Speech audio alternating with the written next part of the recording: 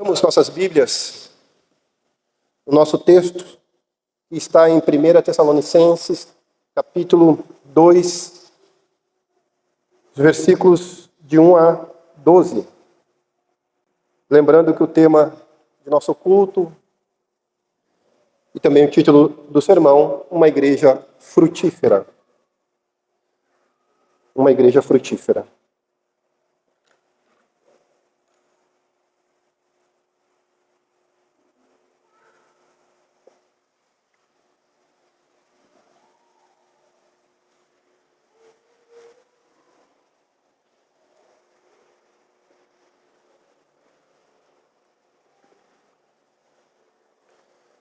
Diz assim a palavra do nosso Deus. Farei a leitura, os irmãos acompanhem, por favor. Porque vós, irmãos, sabeis pessoalmente que a nossa estada entre vós não se tornou infrutífera. Mas apesar de maltratados e ultrajados em Filipos, como é de vosso conhecimento, tivemos ousada confiança em nosso Deus para vos anunciar o Evangelho de Deus em meio a muita luta, pois a nossa exortação não procede de engano, nem de impureza, nem se baseia em dolo. Pelo contrário, visto que fomos aprovados por Deus, a ponto de nos confiar a Ele o Evangelho. Assim falamos, não para que agrademos a homens, e sim a Deus, que prova o nosso coração. A verdade é que nunca usamos de linguagem de bajulação, como sabeis, nem de intuitos gananciosos. Deus disto é testemunha. Também jamais andamos buscando glória de homens, nem de vós, nem de outros, embora pudéssemos, como enviados de Cristo, exigir de vós a nossa manutenção. Todavia nos tornamos carinhosos entre vós, qual ama que acaricia os próprios filhos. Assim, querendo-vos muito, estávamos prontos a oferecer-vos não somente o Evangelho de Deus, mas igualmente a própria vida. Por isso que vos tornastes muito amados de nós, porque vos recordais, irmãos, do nosso labor e fadiga, e de como, noite e dia, labutando para não vivermos à custa de nenhum de vós, vos proclamamos o Evangelho de Deus. Vós e Deus sois testemunhas do modo porque piedosa, justa e irrepreensivelmente procedemos em relação a vós outros, que credes. E sabeis ainda de que maneira, como pai a seus filhos, a cada um de vós exortamos, consolamos, ademoestamos, para viverdes por modo digno de Deus, que vos chama para o seu reino e glória. Até aqui, irmãos, oremos uma vez mais. Bondoso eterno Pai, nós te damos graças, Deus, pela oportunidade que temos de ter a Tua palavra aberta diante de nós. Rogamos nesse instante, Deus, suplicamos ao Senhor que o Teu Santo Espírito nos ajude na compreensão das Tuas verdades, a fim que nós, Deus, agrademos o Senhor à medida que conheçamos mais do Senhor e que também glorifiquemos o Senhor com a nossa vida, Deus. Ser propício a nós nessa noite, Pai, nós rogamos em nome de Jesus. Amém. Meus irmãos amados, uma igreja frutífera, este é o tema, então, da nossa homilia. Veja como Paulo inicia esta sessão aqui, no capítulo 2 da sua carta aos Tessalonicenses. Ele diz, vocês sabem, irmãos, ele está dizendo, porque vós, irmãos, sabeis. Então ele está dizendo, vocês sabem, irmãos, que a nossa visita, que a nossa estadia, que a nossa entrada da cidade, ela não foi infrutífera.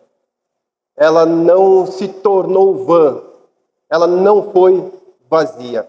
E é interessante porque esse verbo aqui, tornou, ele está no presente da língua original do grego, que dá a ideia de continuidade. Então a ideia que é transmitida aqui é quando Paulo esteve em Tessalônica, a entrada dele não foi infrutífera e continua até o momento da carta dele, a igreja tornando-se frutífera. A ideia é de continuidade. Mas nós temos que entender como foi essa chegada de Paulo aqui em Tessalônica, até para que faça mais sentido aquilo que nós vamos tratar no texto. E eu peço aos irmãos que rapidamente abram suas Bíblias em Atos, capítulo 17. Atos, capítulo 17.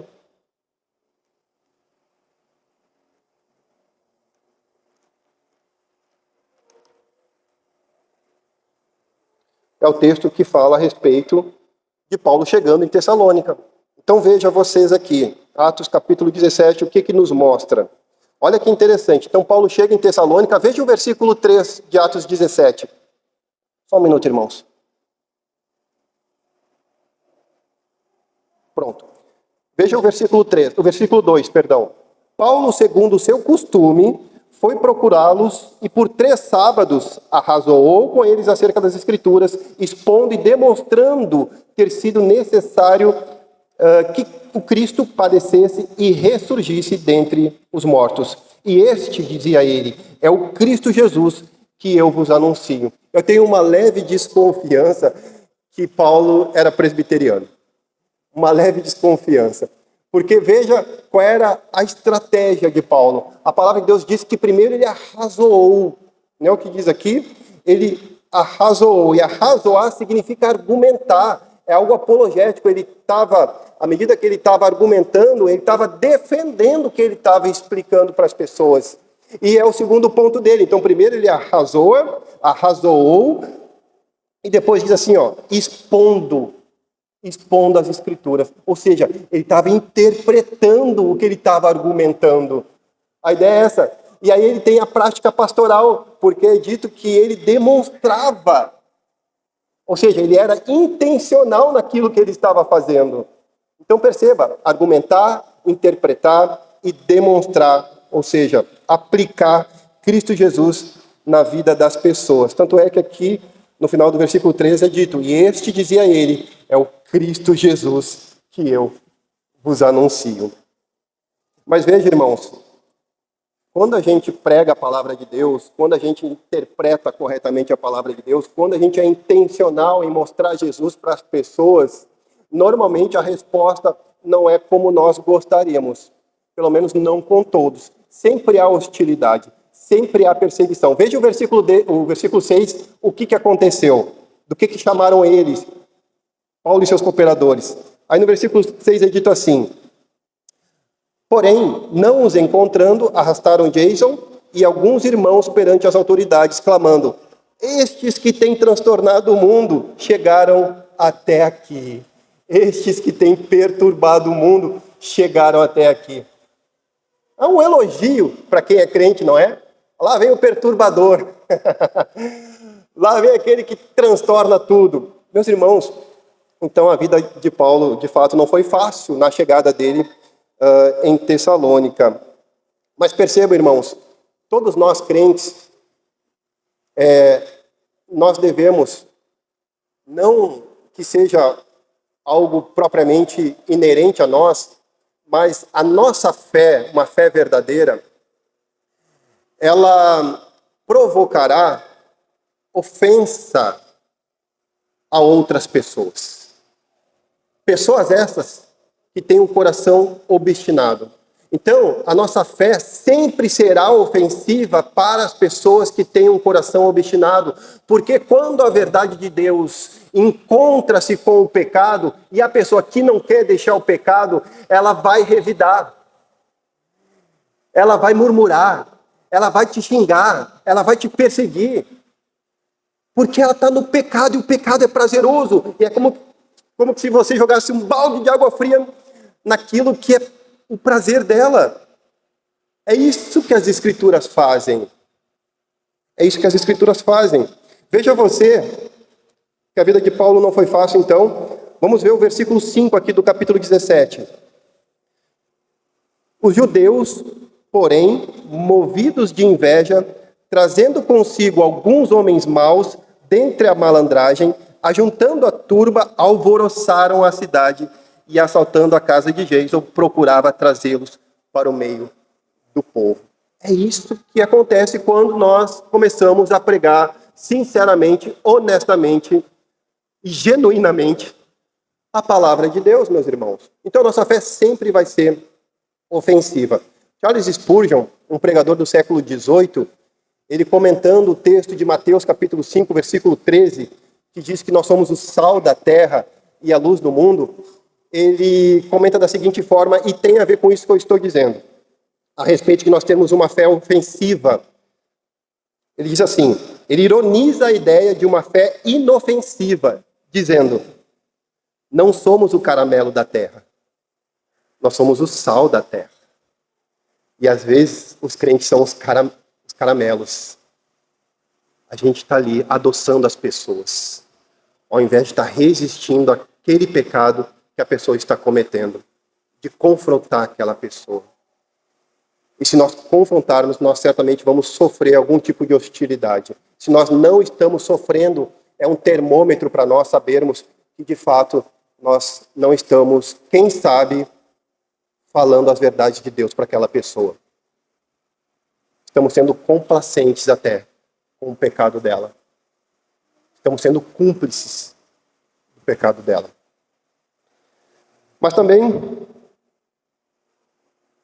é uma verdade, meus irmãos, que quando a gente confronta essa pessoa, então nós vamos encontrar oposição, nós vamos certamente ser perseguidos, vamos ter acusações muitas vezes injustas, mas perceba, mesmo assim, neste ambiente em Tessalônica, um ambiente que inicialmente ele foi hostil para com Paulo, houve perseguições, houve oposições, é neste ambiente aqui, meus irmãos, que Deus começou uma obra frutífera.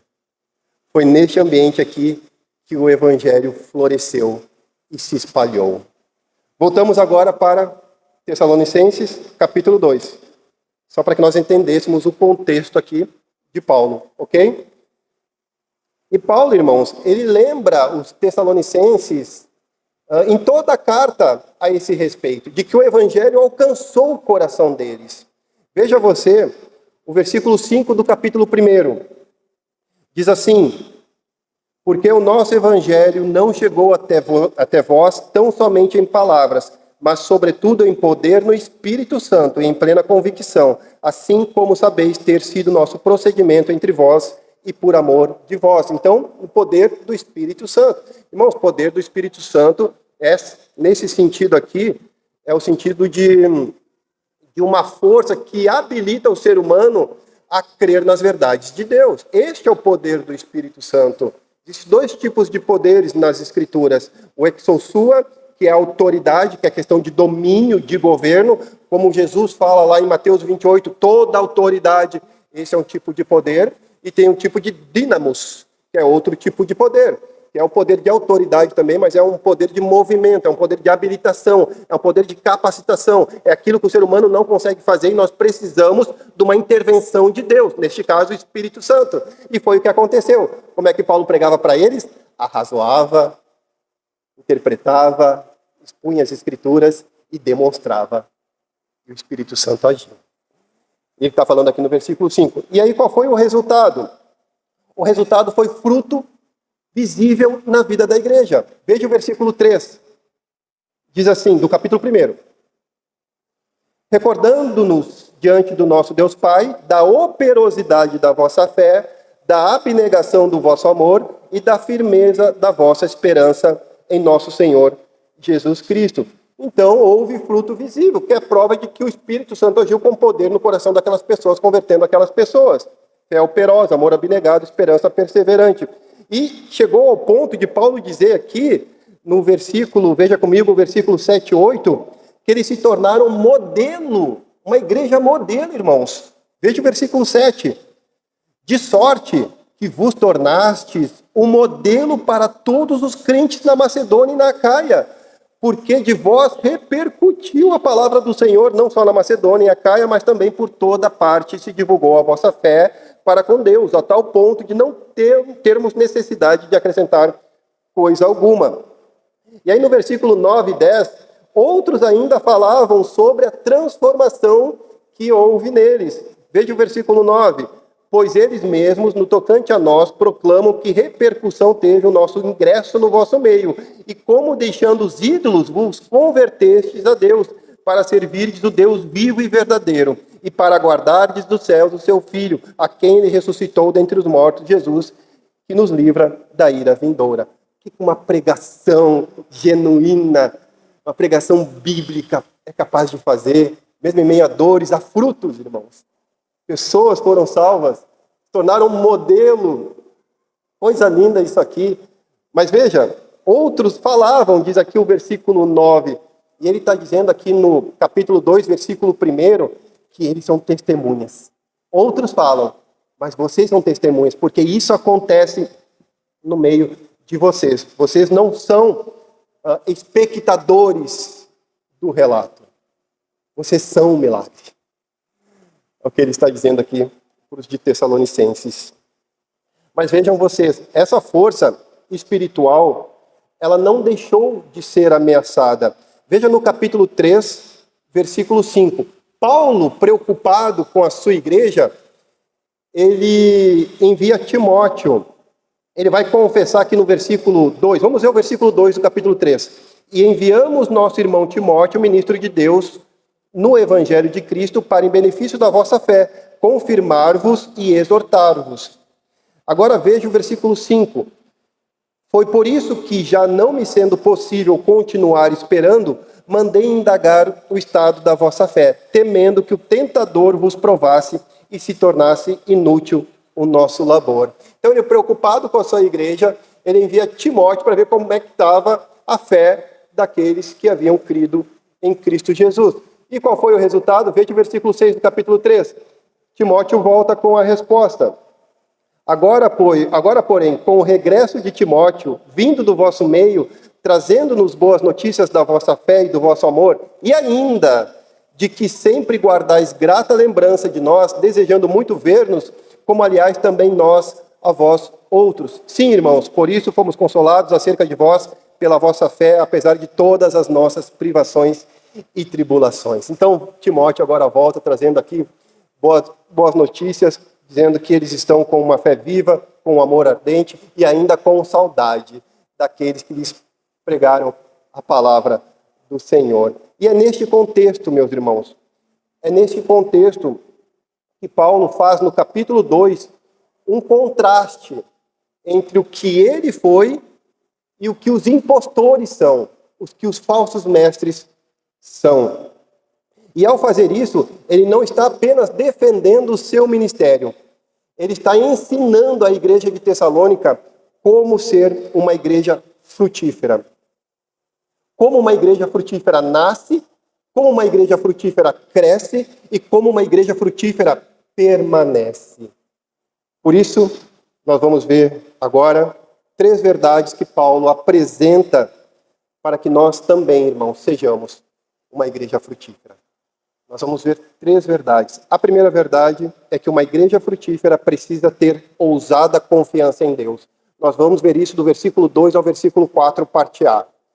Segundo ponto, nós vamos ver, para sermos uma igreja frutífera, não devemos falar para agradar a homens, mas a Deus.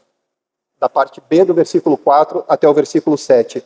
E por última verdade, para sermos frutíferos, devemos dar o nosso melhor. Dos versos 8 até o versículo 12. Vamos então à primeira verdade do Senhor. Volte seus olhos para o versículo de número 2. Diz assim a palavra do Senhor. Mas apesar de maltratados e ultrajados em Filipos, como é de vosso conhecimento, tivemos ousada confiança em nosso Deus, para vos anunciar o Evangelho de Deus em meio a muita luta. Veja que Paulo está recordando aqui o contexto da sua chegada. Porque antes dele ter chego em Tessalônica, ele esteve em Filipos, a primeira cidade em que ele plantou uma igreja. E vocês sabem, conforme Atos capítulo 16, a estadia de Paulo ali em Filipos também não foi nada muito agradável, não é? Depois dele ter expulsado um espírito de adivinhação de uma moça, os seus senhores inescrupulosos perderam muito lucro. E aí aconteceu que Paulo e Silas, eles foram açoitados. Eles foram humilhados. Eles foram presos injustamente. Então, quando eles saíram de Filipos e chegaram a Tessalônica, eles estavam com marcas nas suas costas. Eles estavam com dores no corpo. E essas marcas, meus irmãos, essas dores, não eram sinais de derrota. Eram as credenciais de Paulo e de seus cooperadores. Eram o fruto de Paulo, coisa que impostor não tem. Impostor não tem essas marcas aqui. Paulo chegou com os, como é que se diz, vergalhões, não é? Nas costas, os vermelhões aqueles, não é? nas costas. Chegou em Tessalônica deste jeito. Então a entrada de Paulo na cidade foi carregada de fruto. Paulo tinha o que nenhum impostor possui: convicção profunda da sua vocação. Por quê? Porque Paulo, irmãos, assim como nós também devemos saber, Paulo sabia que a sua mensagem não vinha de homens, vinha de Deus. A sua motivação não era para agradar pessoas, seu compromisso era com Deus que o chamou. E usando aqui uma linguagem militar, Paulo sabia quem o arregimentou, Paulo sabia quem o convocou, Paulo sabia quem o enviou. Ele sabia, foi Deus. Então, a ousadia que nós vemos aqui no capítulo 2, quando ele diz assim: tivemos ousada confiança em nosso Deus para vos anunciar o evangelho de Deus, não nasce da ausência de sofrimento, de forma nenhuma, mas da certeza da vocação que Paulo tinha. Não importa o que ele passasse, não importa, eu tenho uma vocação e eu vou segui-la, eu vou fazer, com dor nas costas, com dor no corpo, eu vou continuar, eu vou seguir. Então veja o versículo 3 e o versículo 4, na continuação, diz assim: pois a nossa exortação não procede de engano, nem de impureza, nem se baseia em dolo. Pelo contrário, visto que fomos aprovados por Deus a ponto de nos confiar Ele o Evangelho. Até aqui. Então, depois de Paulo anunciar que a sua entrada em Tessalônica não foi infrutífera, não foi vazia, Paulo explica a natureza da sua exortação. Ele explica a natureza agora da sua pregação, do seu encorajamento para a igreja de Tessalônica. E ele descreve agora aqui negações fortes. Vejam vocês aí no versículo 13.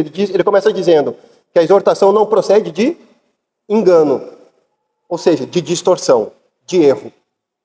Depois ele diz que a sua exortação não procede de impureza, que significa motivações, ambições pessoais. E por último ele diz que também não se baseia em dolo, ou seja, não é para o seu proveito próprio, não é para o seu próprio benefício. É isso que ele está dizendo aqui para a igreja de Tessalônica. Essas três negações categóricas, elas dizem que nada na origem da mensagem de Paulo era humano, corrupto ou interesseiro. Tanto é que ele diz no versículo 4, veja você, início do versículo 4, ele vai dizer o quê? Pelo contrário, ele diz: nós fomos aprovados por Deus, eles foram testados por Deus, achados fiéis, e a marca nas costas dele, o que ele apanhou, o quanto eles foram açoitados, testifica isso, a ponto de Deus confiar o evangelho para que eles pregassem. É isso que ele vai dizer aqui no versículo 4, parte A. Então, o que ele está dizendo, em outras palavras, transmitindo para a igreja de Tessalônica? Vejam vocês, já que a mensagem que eu estou pregando é uma mensagem que vem de Deus, já que o obreiro, quem está passando esta mensagem para vocês, é um obreiro aprovado por Deus, a ponto de Deus confiar o evangelho para que ele anunciasse. Então, recebam a minha exortação. Recebam com pureza no coração. Não vem de mim, vem de Deus. Vem de Deus. É isso que ele está dizendo para as pessoas. E aqui, meus irmãos, nós precisamos parar e refletir um pouco. Nós precisamos aplicar isso para a nossa vida. Nós sabemos que nós temos nossos desafios. Nós sabemos que temos nossos embates, as nossas lutas. Talvez não somos açoitados como Paulo. Não recebemos chibatadas como Paulo, mas todos nós temos as nossas agruras, os nossos desafios. Todos nós sofremos decepções, não é verdade? Todos nós nos cansamos. É uma grande verdade. E muitas vezes isso, irmãos, tem nos roubado a coragem de confiar ousadamente em Deus. Porque Paulo estava assim. Paulo estava com dor. Paulo havia sofrido em Filipos e chegou em Tessalônica com marcas. A pergunta que nós devemos fazer: onde a dor tem tentado nos calar? Porque a dor faz isso. A dor nos cala quando nós devemos ser ousados. Nós devemos nos perguntar, irmãos, quais marcas nós estamos carregando? Marcas da fuga? Quando estamos com dor, nós fugimos? Nós nos escondemos? ou nós carregamos a marca da obediência, mesmo em meio aos desafios, mesmo em meio às lutas, às dores da vida? São frutos, irmãos. Se queremos ter uma igreja frutífera, nós precisamos da mesma ousadia, da mesma confiança que Paulo teve. Paulo sabia, ele confiava de quem o chamou, de quem o aprovou e de quem o enviou. E confiança essa, e nós vamos ver a parte B do versículo 4, de quem não fala para agradar a homens, mas para agradar a Deus. E este é o segundo ponto. Uma igreja frutífera não fala para agradar a homens, mas a Deus. Veja a parte B do versículo 4 até o versículo 7. Diz assim a palavra de Deus: assim falamos, não para que agrademos a homens, e sim a Deus que prova o nosso coração. Então veja, irmãos, se a parte A do versículo 4 ali, que diz que Paulo ele foi aprovado por Deus, a ponto de Deus confiar o Evangelho, agora aqui, nos versos seguintes, ele explica como essa aprovação se manifesta na prática da pregação e no estilo de vida. Paulo vai apresentar agora aqui 3 características negativas, ou seja, o que ele não fez, e 2 características positivas, o que ele fez, formando aqui um forte contraste entre o ministério verdadeiro e o ministério dos impostores. Veja você a parte A do versículo 5, por favor. Diz assim: a verdade é que nunca usamos de linguagem de bajulação, como sabeis. Até aqui. De linguagem de lisonja, de bajulação. É isso que ele está dizendo aqui.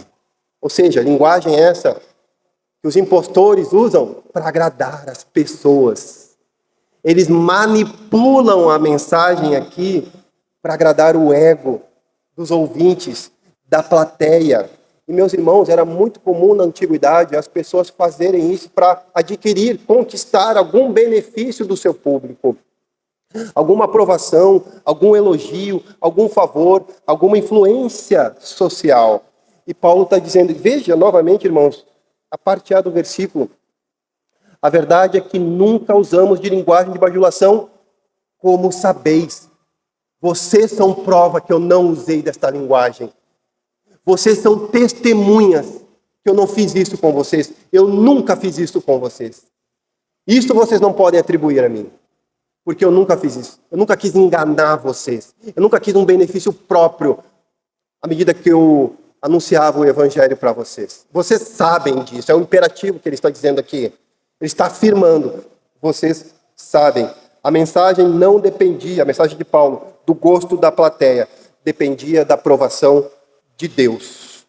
E aí veja a parte B do versículo 5. Porque ele vai dizer assim: nem de intuitos gananciosos. Deus disto é testemunha.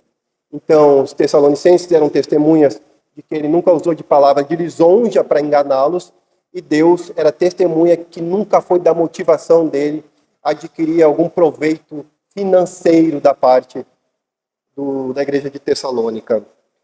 Agostinho de Hipona, ele fazendo um comentário desse versículo, foi um teólogo, filósofo do século IV e V, ele diz assim, e é importante esse comentário dele, porque nós vamos trabalhar um pouquinho no versículo 10. Mas ele diz assim, com precisão: o que está diante dos olhos dos homens, que é o que Paulo disse, vocês sabem, que eu nunca usei de linguagem bajuladora com vocês. Então, o que está diante dos olhos dos homens, os homens podem testemunhar.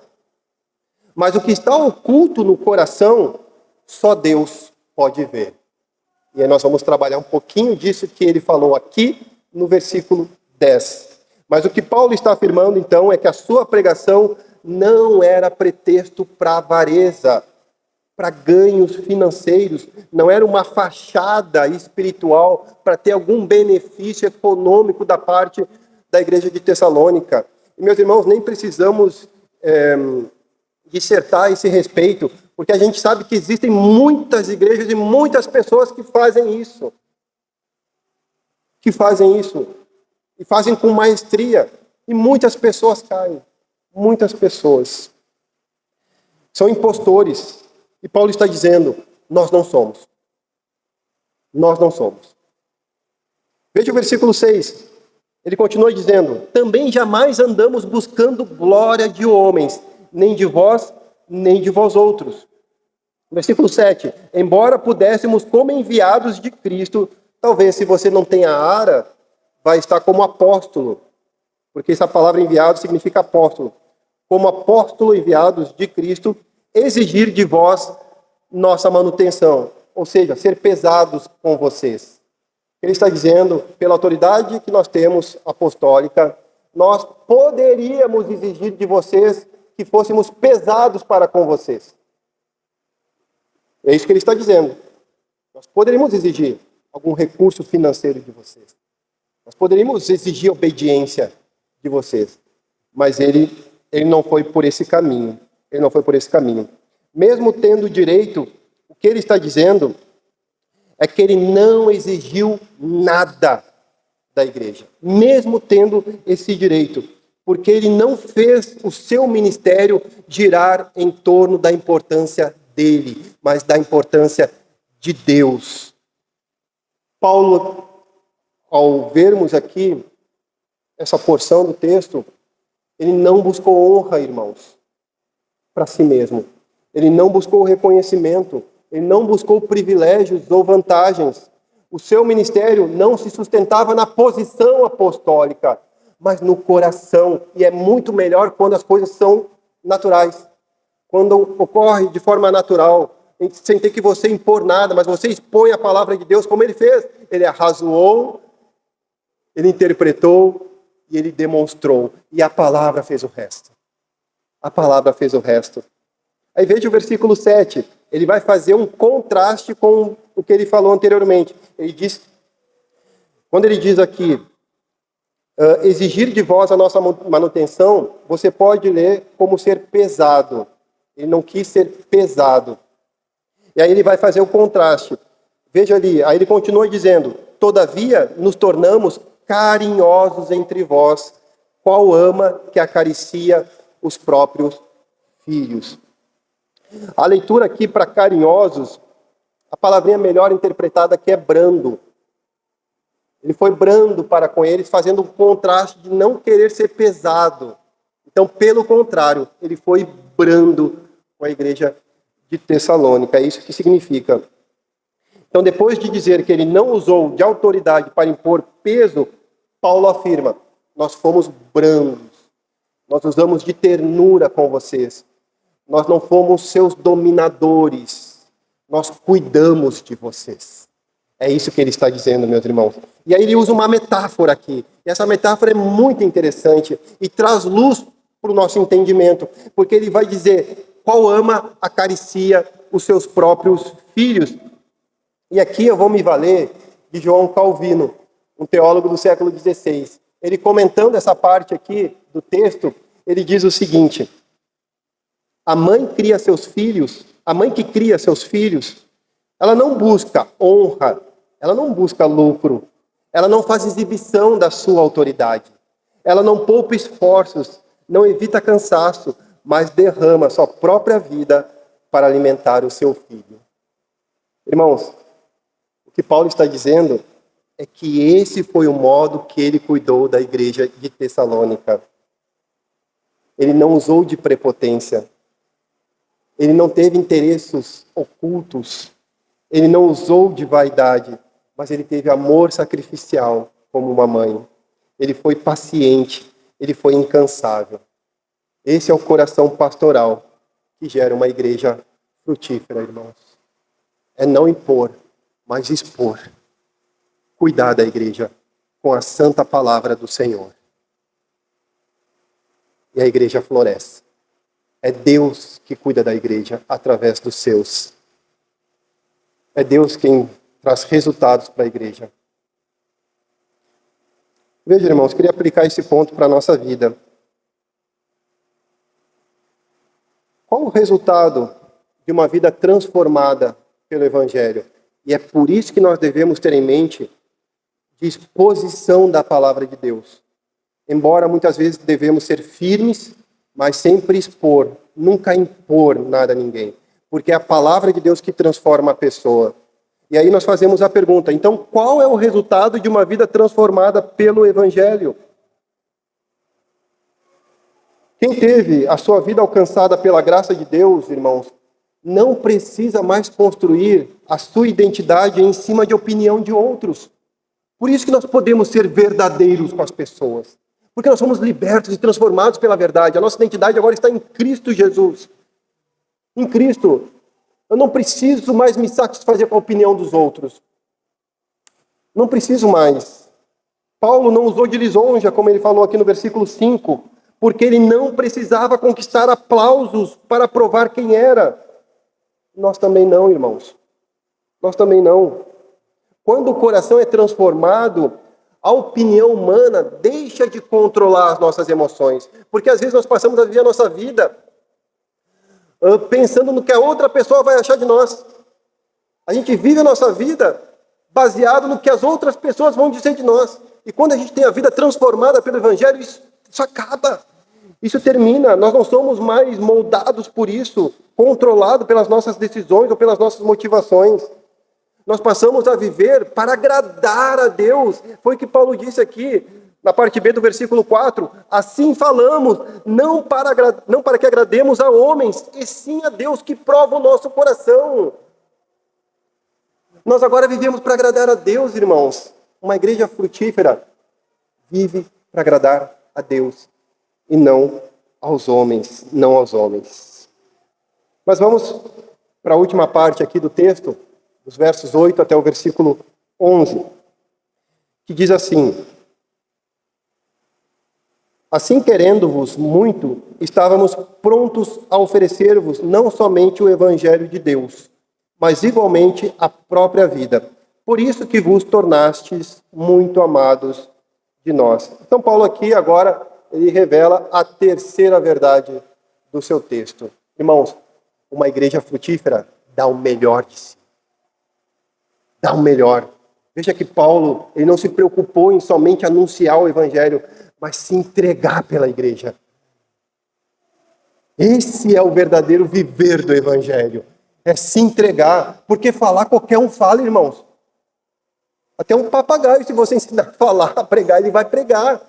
Mas tem que viver na prática o Evangelho, tem que amar as pessoas.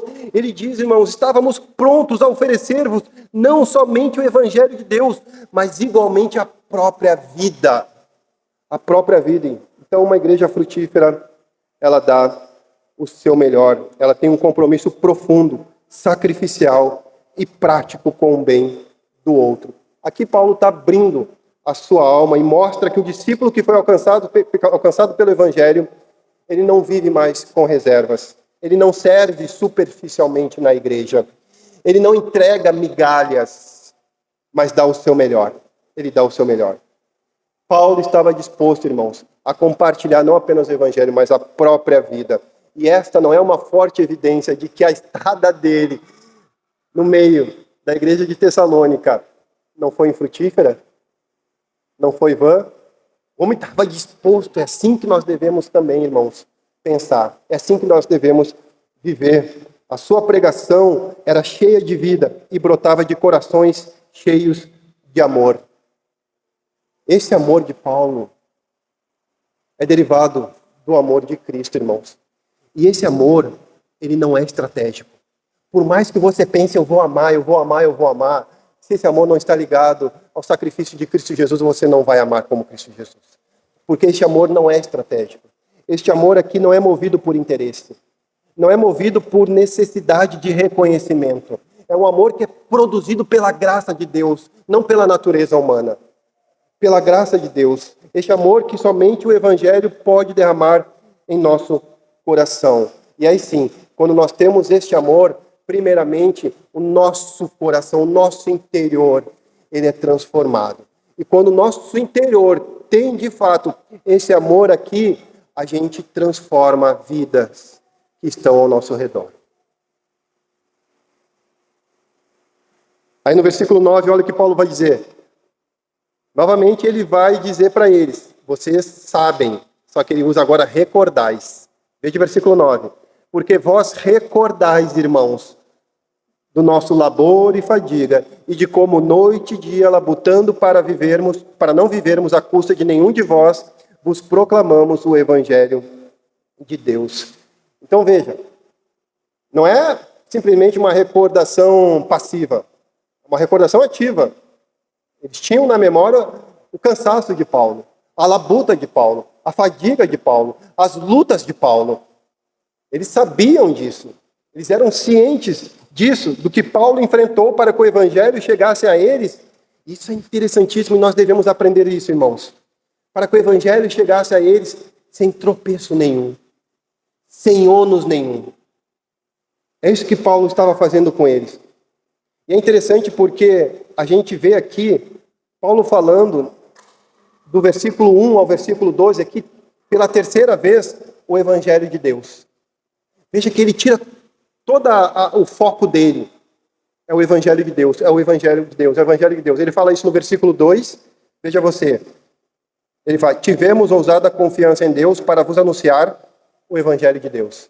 No versículo 8 ele vai dizer, estávamos prontos a oferecer-vos não somente o Evangelho de Deus. E agora no versículo 9 novamente ele vai dizer, vos proclamamos o Evangelho de Deus. O Evangelho de Deus. Meus irmãos, o Evangelho é de Deus. Não é do pregador, não é da igreja. Nós somos, como Paulo mesmo diz ao seu pupilo Timóteo, capítulo 3 de 1 Timóteo, que a igreja é a coluna e baluarte da verdade. É a que deve guardar a verdade de Deus. Mas o Evangelho é de Deus.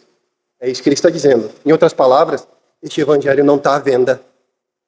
Este Evangelho é inegociável. Esse Evangelho tem que ser respeitado. O pregador de Deus não tem liberdade de substituí-lo por ideias pessoais. Paulo está renunciando os seus direitos para remover qualquer obstáculo que eles possam ter ao anunciar o Evangelho de Deus, a fim de que eles recebam o Evangelho com fé, de forma genuína. E é isso que nós devemos, irmãos, também aprender. A não criar barreiras para que o Evangelho seja um empecilho para outra pessoa, a quem nós queremos alcançar. Muitas vezes nós criamos barreiras e a pessoa não recebe o Evangelho por culpa nossa mesmo. Nós não devemos fazer isso, irmãos. E aí ele vai dizer no versículo 10, ele diz assim, vós e Deus sois testemunhas do modo porque piedosa, justa e irrepreensivelmente procedemos em relação a vós outros que credes. Então Paulo agora aqui, ele usa duas dimensões. E é interessante porque vai corroborar com aquilo que ele disse no versículo 5, quando ele diz ali que eles sabem, eles eram testemunhas que ele não usou linguagem de bajulação com eles, e também que Deus é testemunha de que ele não usou de intuitos gananciosos. Agora ele junta as duas coisas.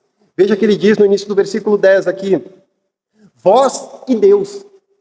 Agora ele está falando propriamente deles e de Deus. Então ele está usando aqui duas dimensões, uma externa e uma interna. O que ele está dizendo é que vocês sabem, eu estou dizendo para vocês o que vocês sabem. As minhas ações, as minhas atitudes com vocês veio de um coração puro. As minhas motivações são motivações divinas. O meu cuidado para com vocês é porque Deus teve cuidado comigo e eu estou externando para vocês. É isso que ele está dizendo, irmãos. Por isso que nós falamos aqui na liturgia a respeito de tudo que nós viermos a fazer tem que vir de um coração por fé, irmãos. Por fé. Aquilo que já aconteceu no nosso interior, para que de fato agrademos a Deus com as nossas obras. Isso demonstra que a vida de Paulo era coerente diante de Deus e diante dos homens. Não havia contradição entre o que ele vivia em público e o que vivia em privado. O que ele cria e como vivia estavam em plena harmonia. Os que creram eram capazes de avaliar espiritualmente sua dedicação porque tinham visto de perto o seu modo de viver. Isso é importante porque ele vai dizer no final do versículo 10 que o procedimento dele, que foi piedosa, justa e irrepreensivelmente em relação aos outros, foi em relação aos outros que creram. O que ele está dizendo é que ele usou de modo piedoso, justo irrepreensível para com todos, mas somente aqueles que creem em Jesus é que têm o discernimento para compreender que de fato ele agiu dessa forma. Ímpio não compreende. Crente em Cristo compreende. É isso que ele está querendo significar aqui.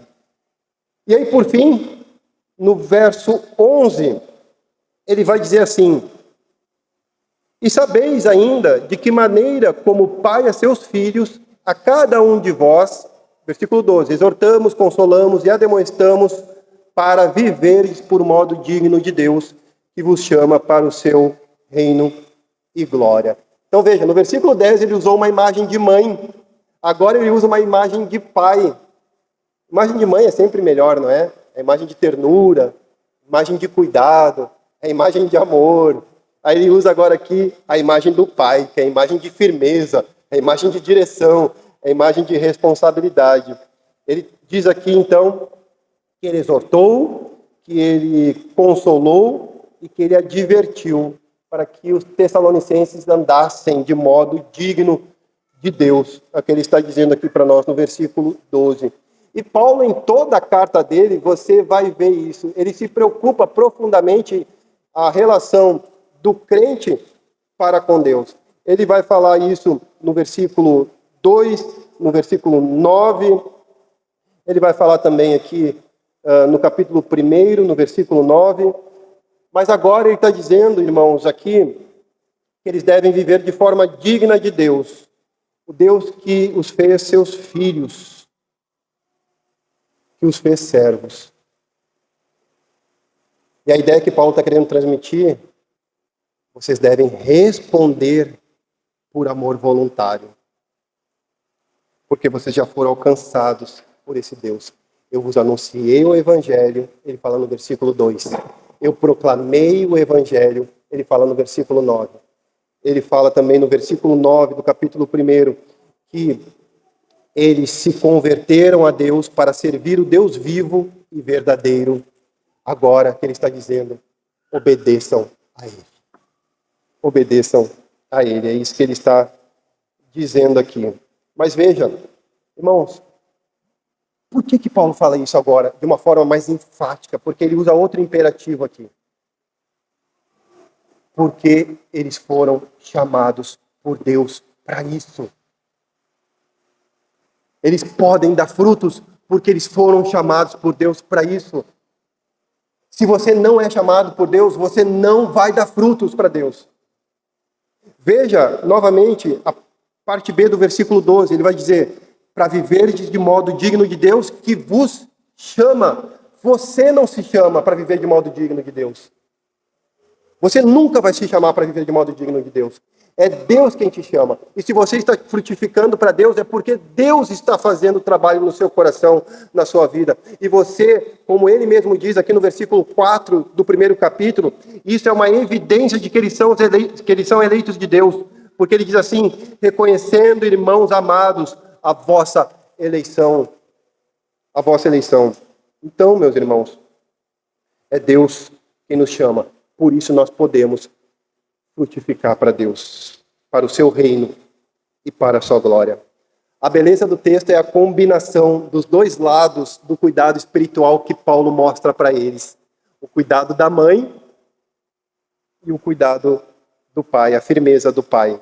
Então assim Paulo está nos ensinando que uma igreja frutífera não apenas deve crer, mas ela deve se doar, se entregar por completo.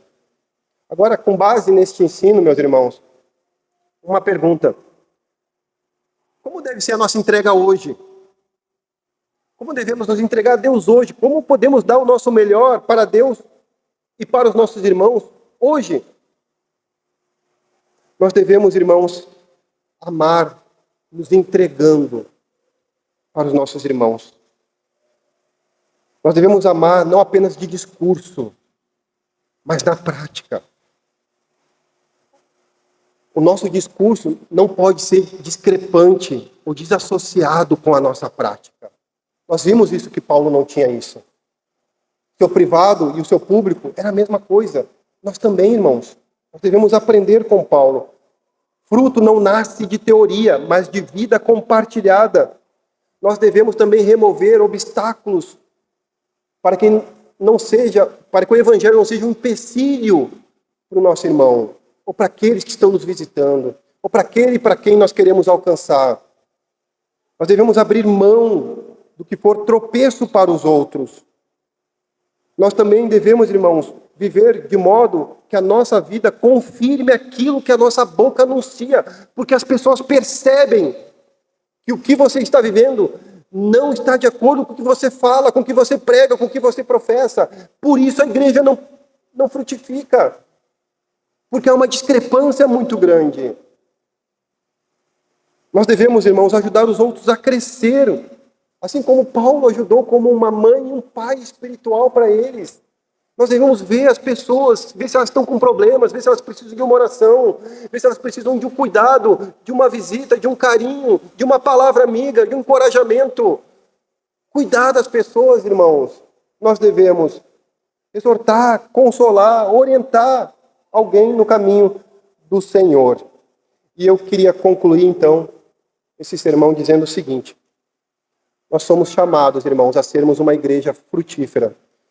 Mas isso só é possível porque Cristo é o fundamento da nossa frutificação.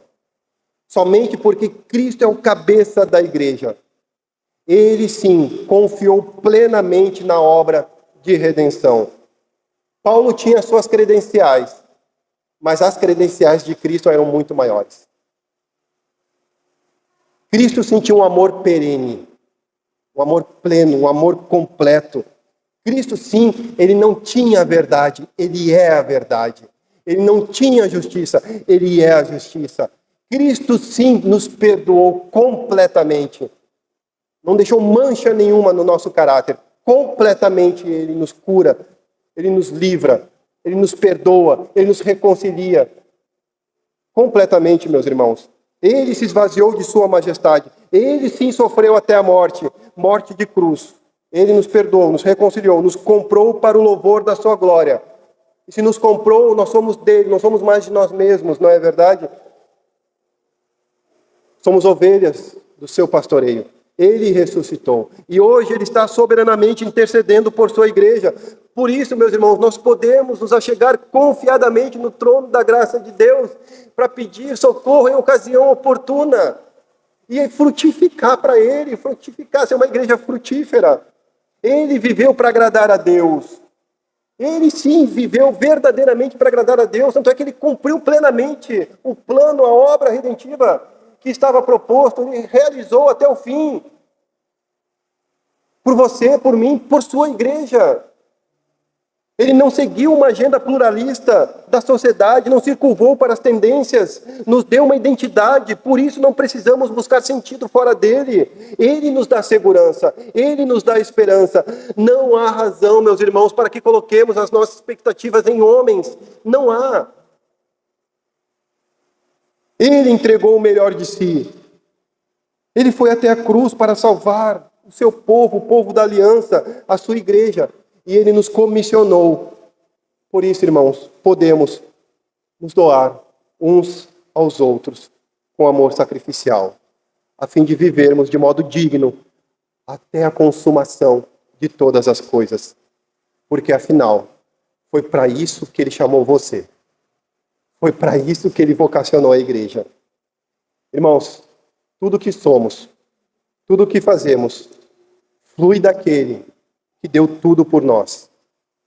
Que Jesus Cristo seja a raiz, o modelo e o fruto da nossa vida como igreja. É Ele quem nos chama. É Ele quem nos capacita. E é Ele quem nos faz permanecer frutíferos até o fim. Lembram de João 15? Quem está nele dá muitos frutos. Mas quem não está, ele arranca, joga fora. Irmãos amados, que sejamos uma igreja frutífera. Amém. Vamos orar a Deus.